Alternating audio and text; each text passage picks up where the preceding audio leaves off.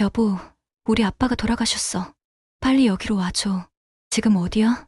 아, 그래? 근데 나 지금 인천공항이야.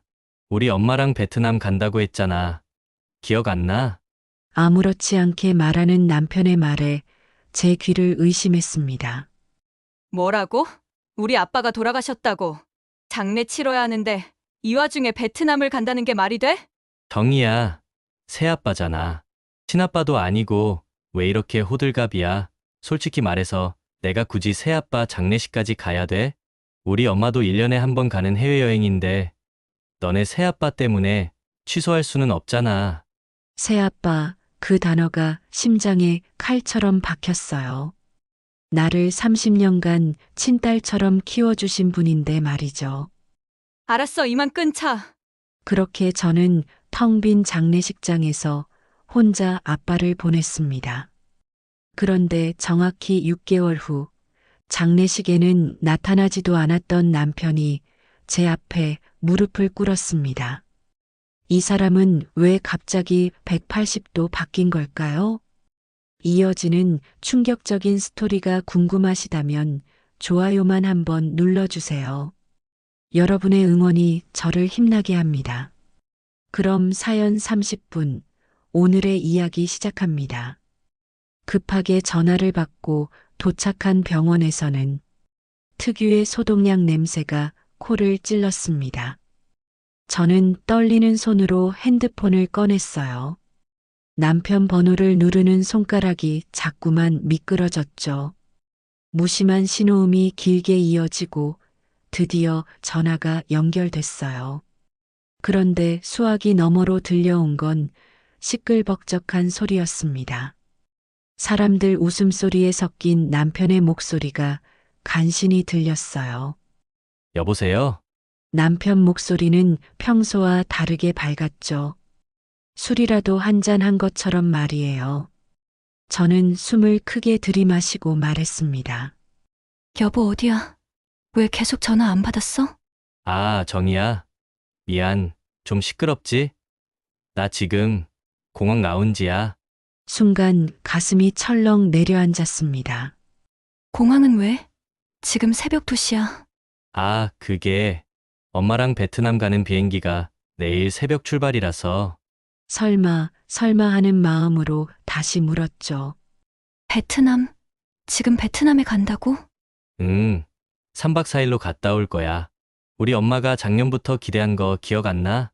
그 순간 제 안에서 뭔가가 뚝 하고 끊어지는 소리가 들렸습니다. 목구멍이 타들어가는 것 같았어요. 여보, 우리 아빠가 돌아가셨어. 전화기 너머의 소리가 갑자기 조용해졌습니다. 겨우 3초나 지났을까요? 들려오는 남편의 말이 제 심장을 칼로 도려내는 것만 같았죠. 곧이어 수화기 너머로 한숨 소리가 들렸습니다. 짜증 섞인 마치 귀찮다는 듯한 한숨이었습니다. 아, 그래? 언제 돌아가셨는데? 이게 전부였어요. 30년간 나를 키워준 아빠가 돌아가셨다는데, 그래, 한마디였죠. 1시간 전에 나도 병원 연락받고 방금 도착했어. 지금 장례식 준비하고 있어. 제 목소리는 점점 떨려왔어요. 눈물이 자꾸 흘러내려서 말을 잇기가 힘들었습니다. 그런데 정이야. 새아빠잖아. 그 한마디가 제 가슴에 대못처럼 박혔습니다. 새아빠라니? 그게 지금 할 말이야? 아니, 그게 아니라 친아빠도 아니고 굳이 나까지 장례식에 가야 되나 싶어서. 믿을 수가 없었어요. 이 사람이 내가 20년 동안 함께 산 남편이 맞나 싶었죠. 뒤에서 시어머니 목소리가 들렸습니다. 정우야, 누구니? 빨리 끊어. 비행기 탑승 시작한다잖아. 남편이 잠깐만요 하고 전화기를 가렸다가 다시 말했어요. 정이야, 우리 패키지로 가는 거라 취소도 못 해. 지금 호텔이랑 예약 취소하면 300만 원 날아가. 300만 원. 그 숫자가 귓가에 맴돌았습니다. 지금 300만 원이 우리 아빠 장례식보다 중요하다는 거야? 저도 모르게 목소리가 날카로워졌어요. 평생 목소리 한 번 크게 낸 적 없던 제가 말이죠. 그런데 여러분, 이게 끝이 아니었습니다. 남편의 다음 말은 더 충격적이었거든요. 야, 김정희. 왜 갑자기 목소리를 높이는 건데? 남편도 화가 났는지 목소리가 거칠어졌습니다. 30년이야, 30년. 아빠가 날 30년 동안 친딸처럼 키워주셨다고. 그래봤자 피 한 방울 안 섞인 남이잖아. 네가 너무 감정적으로 구는 거 아니야? 순간 말문이 막혔습니다. 장례식장 복도에 찬 공기가 가슴 깊숙이 파고들었어요. 그때였어요. 시어머니가 전화를 빼앗았는지 갑자기 시어머니 목소리가 들렸습니다. 정희야, 우리 1년에 한 번 가는 여행이야. 새아빠 일은 네가 좀 알아서 처리해라. 귀찮게 하지 말고. 귀찮게 하다니 그 말이 비수처럼 날아와 박혔습니다. 어머니, 말씀이 너무 심하신 거 아니에요? 아이고, 뭘 그렇게 호들갑이야. 죽은 사람은 죽은 거고 산 사람은 살아야지. 이러다가 우리 비행기 놓치게 생겼네. 이만 끊는다. 그렇게 전화가 끊어졌습니다. 저는 그 자리에 주저앉아 아빠의 영정 사진을 바라보며 울었습니다. 작년 제 생일 때 찍었던 거죠. 환하게 웃고 계시는 아빠를 보며 울었습니다. 아빠, 미안해요. 혼자 보내드려서. 그때 핸드폰이 울렸습니다. 남편인가 싶어서 급하게 받았는데 아빠가 입원해 계시던 병실 간호사였습니다. 보호자님, 고인께서 남기신 물건이 있는데요. 그 물건을 받은 뒤 저는 충격적인 사실을 알게 됐습니다. 간호사가 건네준 건 작은 서류 봉투였습니다. 봉투를 열자 편지 한 장과 함께 묵직한 서류 뭉치가 나왔습니다. 먼저 편지를 펼쳐서 읽어봤죠. 아빠의 글씨가 흐릿했지만 한 글자 한 글자 정성스럽게 쓰신 게 보였습니다. 정희야, 너가 이 편지를 읽고 있는 거라면 아빠는 이미 너의 곁에 없겠지. 미안하다. 더 일찍 말해줬어야 했는데 30년 전 나는 너희 엄마와 재혼하면서 세상에서 가장 큰 선물을 받았어. 바로 너라는 딸이었지. 눈물이 뚝뚝 편지 위로 떨어졌습니다. 사실 아빠는 그냥 평범한 회사원이 아니었어. 젊을 때 시작한 작은 부품 회사가 운 좋게 대기업 납품업체가 됐고 10년 전에 회사를 팔았을 때 큰 돈을 받았어. 그 돈으로 판교에 건물을 샀지. 네 이름으로. 편지를 읽어 내려가면서 점점 제 손이 떨려왔어요. 그리고는 같이 들어있는 서류를 확인했죠. 등기부등본이었습니다. 판교 테크노밸리 한복판에 위치한 지상 8층 건물. 소유자 명에 제 이름이 적혀 있었어요. 김정희. 혹시 네 남편이 이 사실을 알면 너한테 좋지 않을 것 같아서 여태 숨겼단다. 그 사람, 좋은 사람이지만 돈 앞에서는 달라지더라. 적어도 아빠가 지켜본 5년 동안은 그 사람, 너를 제대로 사랑한 적 없었다. 심장이 쿵쾅거렸습니다. 아빠가 다 알고 계셨던 거예요. 그리고 마지막 줄에 쓰신 내용을 보고는 다리에 힘이 풀려버리고 말았어요. 정희야, 너희 남편 회사가 3년 전부터 그 건물 3층을 통째로 빌려 쓰고 있어. 월세는 6천만 원씩 내고 있지. 그동안 건물 관리는 내가 다른 이름으로 했지만 이제부터는 네가 그 건물 주인이 되는 거야. 현재 건물 시가는 200억이 넘어. 200억이라는 숫자가 현실감 있게 다가오지 않았습니다. 마지막으로 정희야, 누가 뭐래도 너는 내가 가장 사랑한 내 딸이었어. 이젠 누구의 눈치도 보지 말고 당당하게 살아라. 사랑한다. 편지를 다 읽고 나서야 깨달았습니다. 아빠는 모든 걸 준비하고 떠나신 거였어요. 그때 서류 봉투 안에서 명함 하나를 발견했습니다. 변호사 연락처였어요. 저는 떨리는 손으로 전화를 걸었죠. 여보세요. 저는 김영호 씨 딸 김정희입니다. 아, 김 사장님 따님이시군요. 기다리고 있었습니다.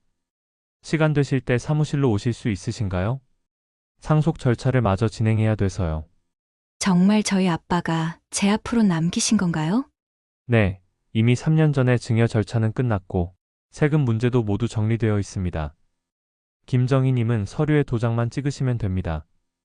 전화를 끊고 장례식장 의자에 앉았습니다. 남편과 시어머니는 지금쯤 베트남으로 가는 비행기 아니겠죠? 저는 끝까지 혼자 아빠를 지켰습니다. 조문객도 거의 없었어요. 하지만 이상하게도 외롭지 않았습니다. 아빠가 남기신 편지를 가슴에 품고 있으니 마치 아빠가 옆에 계신 것 같았거든요. 그렇게 시간이 흘러 장례식 3일차 아침이었습니다. 베트남에서 돌아온 남편은 한국에 도착해서도 장례식장에 나타나질 않았어요. 그건 시어머니도 마찬가지였죠. 정희야, 나는 도저히 피곤해서 못 가겠다. 문자 한 줄이 전부였습니다. 그렇게 저는 발인까지 혼자 마무리했습니다. 발인을 마치고 집으로 돌아왔을 때 남편은 소파에 누워 한가하게 TV를 보고 있었죠. 고개도 돌리지 않은 채 한마디 던졌습니다. 왔어? 마치 제가 동네 마트라도 다녀온 것처럼 묻더군요. 장례식은 잘 끝났고? 응. 남편이랑은 더 이상 말하고 싶지 않았습니다. 가슴속에 돌덩이가 하나 들어앉은 것 같았어요. 그날 밤 저는 아빠가 남기신 서류를 다시 꺼내봤습니다. 판교 건물 등기부등본엔 제 이름이 선명하게 찍혀 있었죠. 김정희. 믿기지 않아서 몇 번이고 다시 읽었어요. 그리고 변호사님 전화번호를 눌렀습니다. 변호사님, 내일 오전 10시에 뵙겠습니다. 그런데 다음날 아침 변호사 사무실로 가려고 준비하는 제 모습을 본 남편이 물었어요. 이 아침부터 어디가? 남편이 물었습니다. 평소엔 제가 어딜 가든 관심도 없던 사람이었는데 말이죠. 은행 좀 다녀올게. 거짓말이었지만 진실을 말할 이유는 없었죠. 은행? 은행엔 무슨 일로? 아빠 통장 정리 좀 하려고. 그때 남편의 눈이 번쩍 뜨였습니다. 돈 얘기가 나오니 갑자기 관심을 보이는 거였어요. 얼마나 남기셨는데? 나도 같이 갈게. 도와줄 일 있을지도 모르잖아. 제가 나가려는데 남편이 따라 일어났습니다. 괜찮아. 혼자 갈 수 있어. 하지만 남편은 이미 자켓을 입고 있었어요. 아니야. 이런 일은 남편인 내가 도와줘야지. 같이 가자. 결국 거짓말을 하나 더 해야 했습니다. 여보, 사실은 친구 만나기로 했어. 내가 슬퍼하니까 맛있는 거 먹으면서 위로해준다고 해서. 남편이 의심스러운 눈빛으로 저를 쳐다봤지만 다행히 더 이상 묻지는 않았죠. 그렇게 집을 나와 도착한 변호사 사무실은 판교 중심가에 있었습니다. 엘리베이터를 타고 올라가는 내내 심장이 두근거렸어요. 김정희님, 어서 오세요.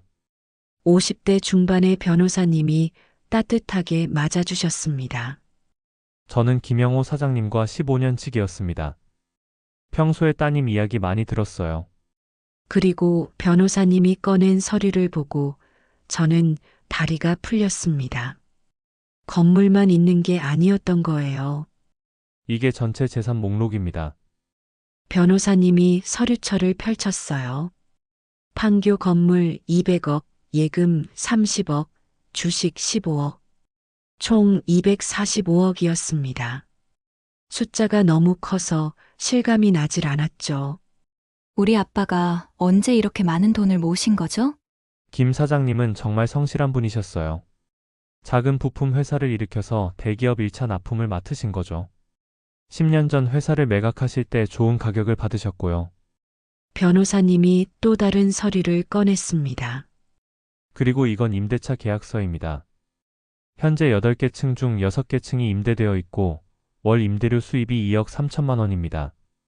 월 2억 3천만 원. 1년이면 27억이 넘는 돈이었어요. 3층 전체를 쓰고 있는 제이테크라는 회사 혹시 아시나요? 제이테크는 남편이 사장으로 있는 회사 이름이었습니다. 한 층을 통째로 쓰고 있어서 여기서 내는 월세만 6천만 원입니다. 그런데 김 사장님께서 돌아가시기 전 특별히 당부하신 게 있습니다. 뭔데요? 절대 남편분께는 이 사실을 알리지 말라고 하셨어요. 그분이 정희 씨 재산을 노릴지 모른다고요. 변호사님이 이어서 한 말은 더욱 충격적이었습니다. 사실 김 사장님께서 남편분 뒷조사를 해달라고 부탁하셨습니다. 네? 아빠가 그 사람을 왜요? 남편 뒷조사까지 시키셨다니 믿을 수 없었습니다. 변호사님이 봉투 하나를 건넸어요. 떨리는 손으로 열어봤습니다. 거기엔 사진들이 있었어요. 남편이 어떤 젊은 여자와 식사하는 사진, 손을 잡고 있는 사진, 호텔에 들어가는 사진까지. 이게 다 언제 찍힌 사진이죠? 6개월 전입니다. 김 사장님이 병원에 입원하시기 직전이었죠. 그 말에 저는 6개월 전을 돌이켜봤어요. 남편은 평소와 다르게 야근이 많다고 했었죠. 회사 일이 바빠졌다면서 말이에요. 사진에 같이 찍힌 여자는 남편분 회사 직원이라고 조사됐습니다. 32살의 이름은 박소연, 제이테크 디자인팀 과장이라더군요. 32살이라니 저보다 15살이나 어린 여자였어요.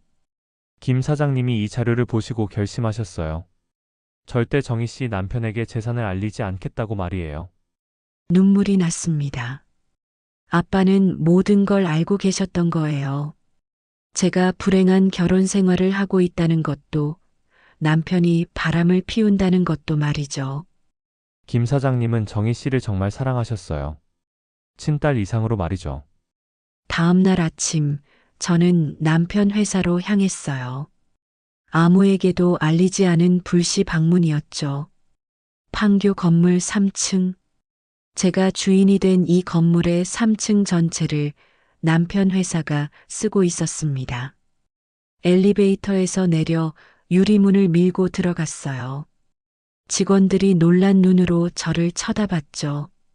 사모님, 이 시간에 여긴 어쩐 일로 오셨어요? 평소엔 아무도 반기지 않았는데 오늘따라 다들 어색해했어요. 뭔가 숨기는 게 있는 눈빛이었죠.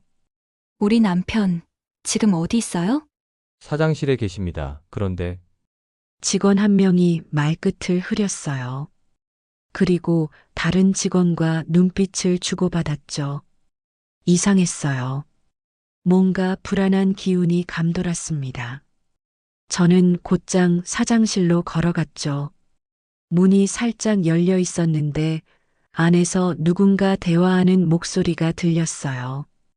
여자 목소리였습니다. 사장님, 이런 거 안 사주셔도 되는데 너무 비싼 거 아니에요? 그 여자는 바로 어제 변호사님이 말했던 박소연이었습니다. 저는 그 두 명을 문틈으로 들여다봤습니다. 남편이 박소연 손목에 시계를 채워주고 있었어요. 아냐. 너 생각나서 일부러 산 거야. 근데요, 사장님. 이러다 사모님한테 들키면 어떡해요? 우리 와이프는 걱정하지 마. 그 여자 눈치도 없어서 평생 모를걸? 심장이 멈추는 것 같았습니다. 박소연이 남편 무릎에 앉아 남편 목에 천천히 팔을 감으며 말했습니다. 사장님, 정말 사모님이랑 이혼하실 거예요? 당연하지. 서류 준비도 이미 다 해놨어. 그게 언제쯤인데요? 와이프 새아빠 49대 끝나면 그때까지만 참아줘. 우리 아빠 제사가 끝나기만을 기다리고 있었던 거예요. 근데 재산 분할은 어떻게 되는 거예요? 그것도 걱정 마.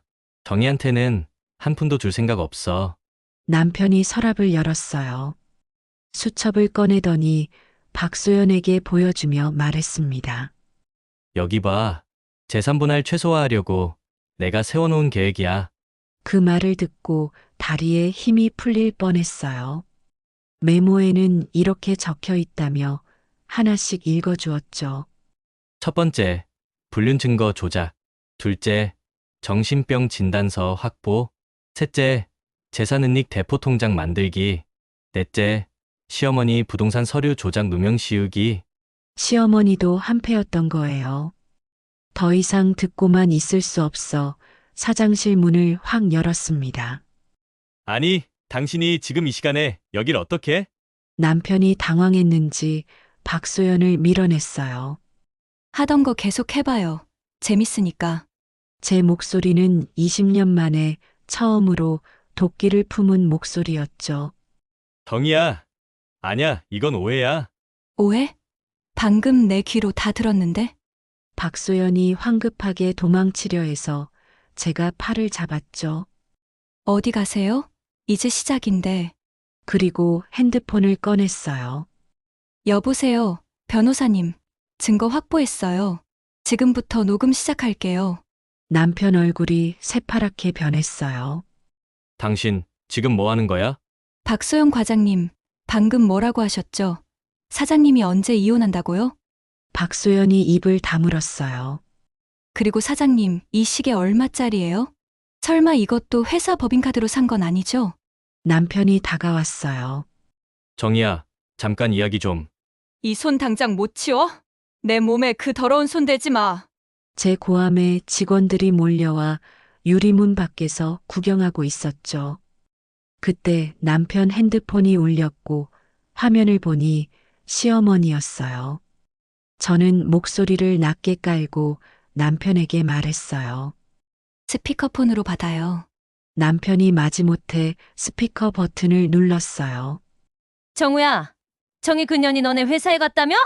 그러고는 마구잡이로 쏟아내는 막말에 직원들이 숨을 죽였죠. 당장 쫓아내. 걔는 왜 회사 망신을 시킨다니? 저는 녹음 버튼을 눌렀죠. 고졸 며느리 주제에 어딜 감히 까불어? 네가 걷어준 거 고맙게 생각하진 못할 망정.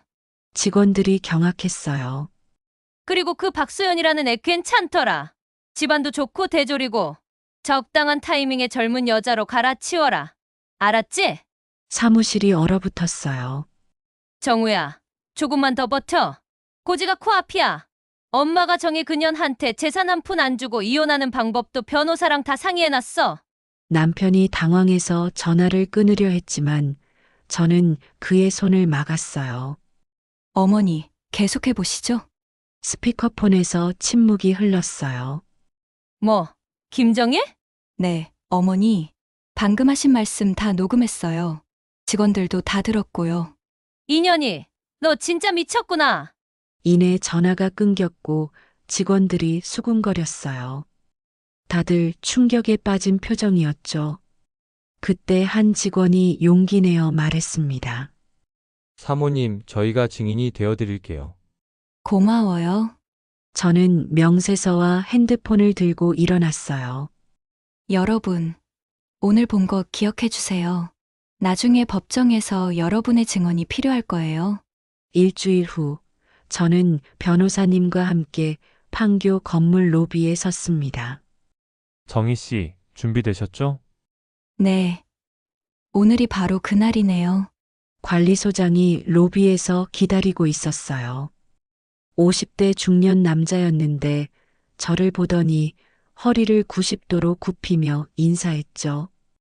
김정희 건물주님, 환영합니다. 앞으로 잘 부탁드립니다. 목소리가 로비 전체에 울려 퍼졌어요. 바로 그때였습니다. 엘리베이터에서 내리던 남편이 커피를 들고 나오다가 멈췄어요. 뭐? 건물주라고? 저를 발견하고는 남편 손에 들려있던 커피가 떨어졌죠. 그때였습니다. 관리소장이 남편을 부르며 말했어요.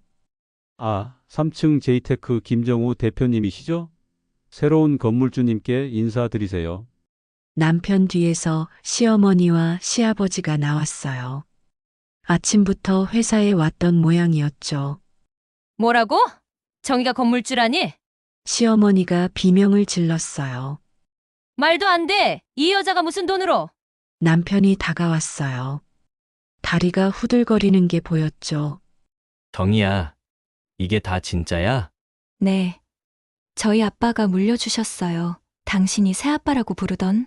장인어른이 도대체 언제 이런 건물을? 시어머니가 쓰러질 듯 휘청거렸고 저는 차갑게 말했습니다.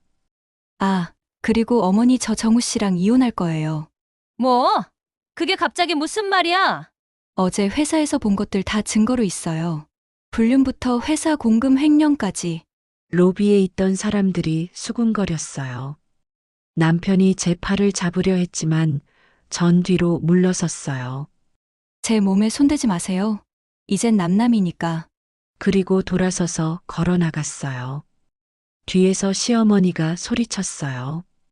야, 김정희, 어디가? 당장 거기 안 서?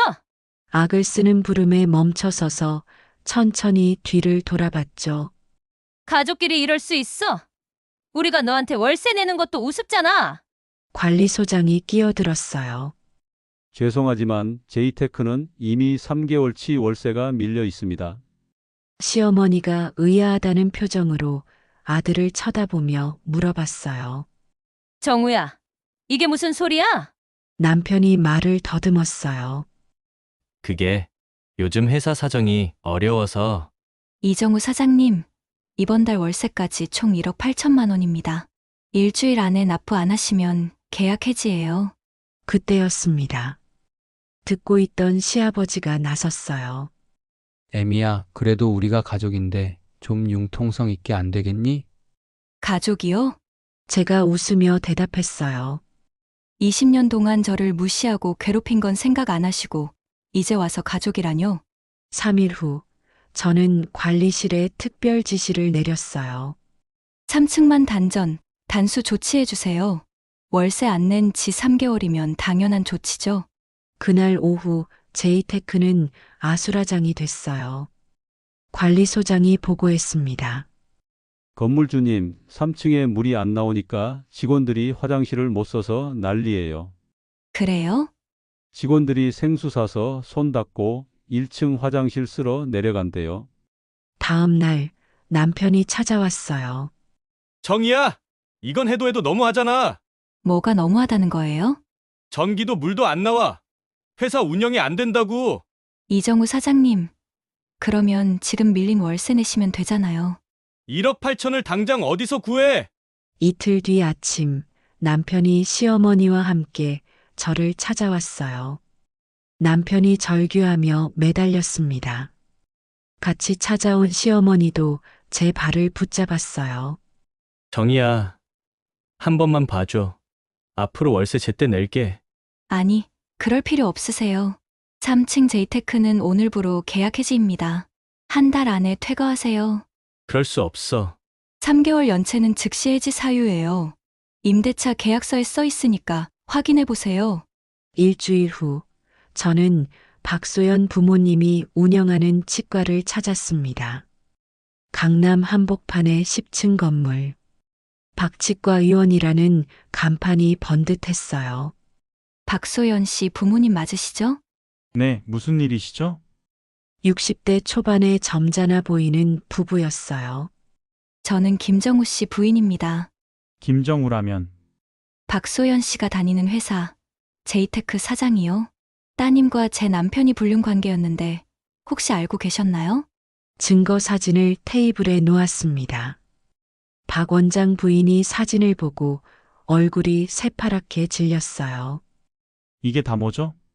박 원장이 벌떡 일어났어요. 정말 죄송합니다. 저희가 딸을 잘못 키웠습니다. 다음 날 충격적인 소식을 들었어요.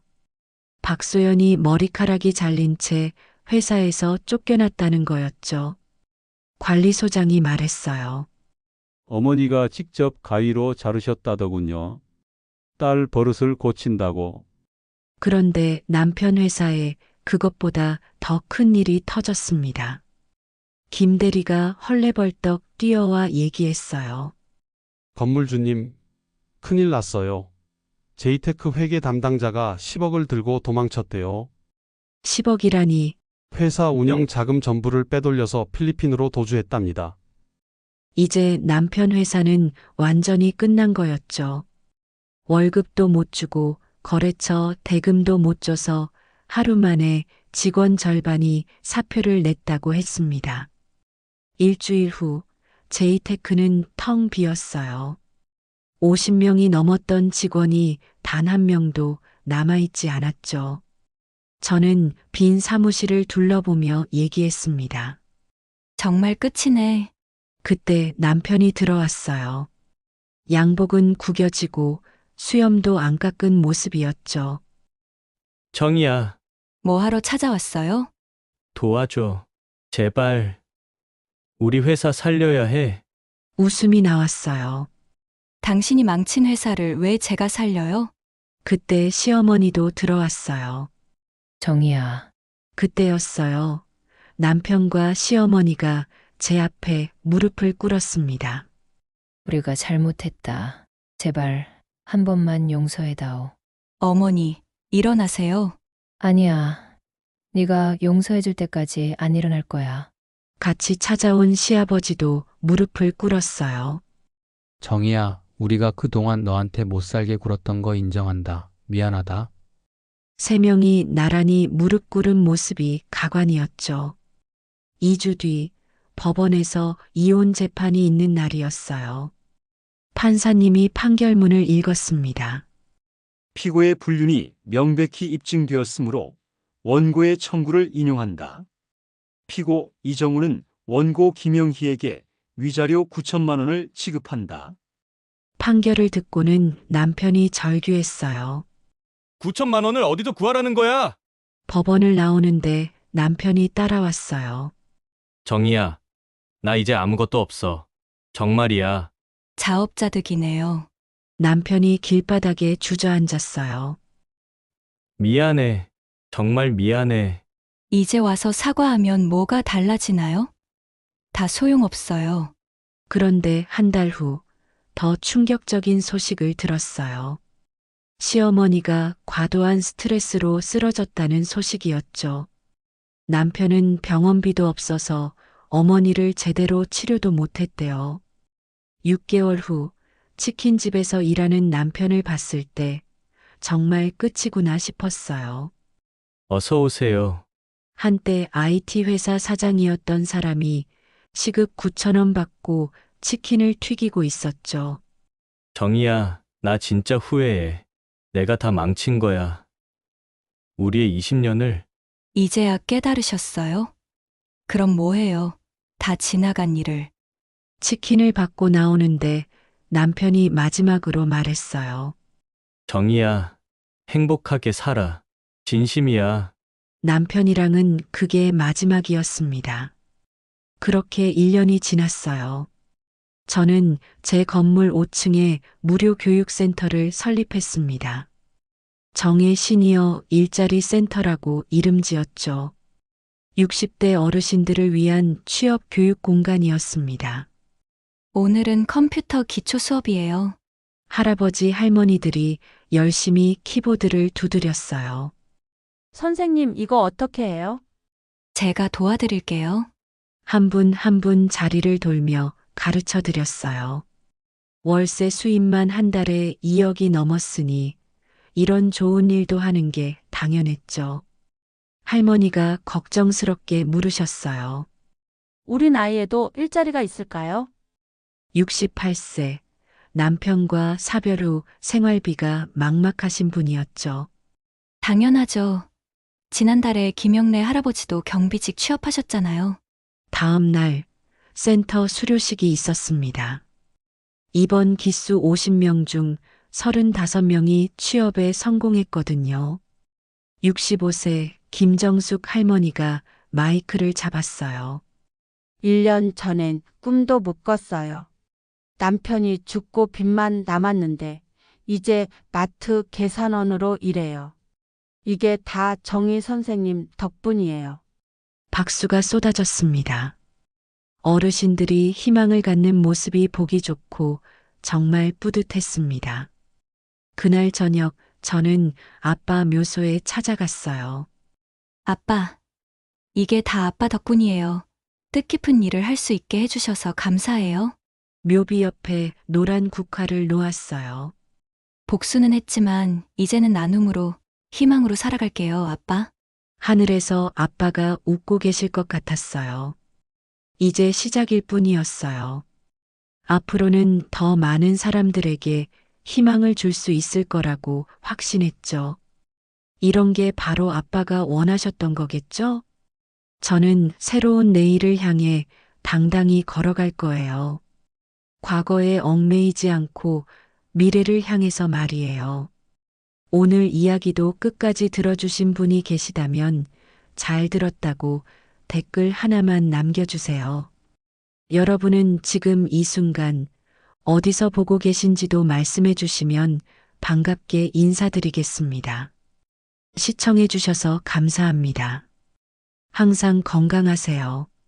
사연 30분이었습니다.